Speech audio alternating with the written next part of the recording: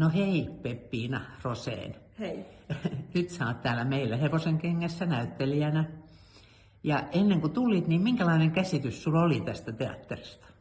No mun käsitys tästä teatterista, kun mä tänne ensi kertaa sain kutsun, niin oli tosi lämmin. Ja mä olin kuullut, että mun äiti on käynyt täällä nuorena ja mun iskä on käynyt täällä nuorena. Ja sit mun muut sisaruksetkin oli käynyt lastensa kanssa täällä tosi paljon.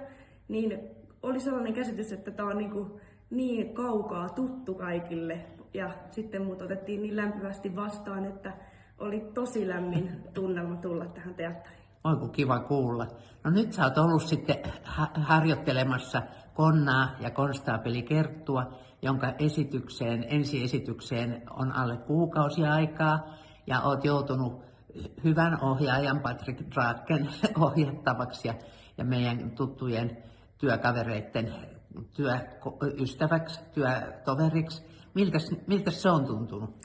No ohjaajana Patrick oli mulle tuttu, niin mä en ollenkaan jännittänyt sitä, että sit mä olin näihin tutustunut vähän aikaisemmin jo näihin mun vastanäyttelijöihin, niin oli oikein tosi lämmin olo niitäkin tulla tänne niiden kanssa tekemään töitä.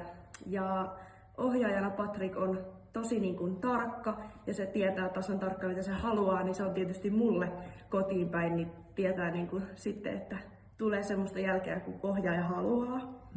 Onko joku asia ollut vaikeeta? No, Patrick kysyi ihan samaa, että jännittikö tämä, onko ollut jotenkin haastavaa, niin mä tulin aika silleen rennoin mielin ja sitten jos niitä vaikeuksia täällä tulee, niin ne käydään sitten yhdessä läpi, mutta ei aluksi jännittänyt kyllä yhtään, Joo. Ei.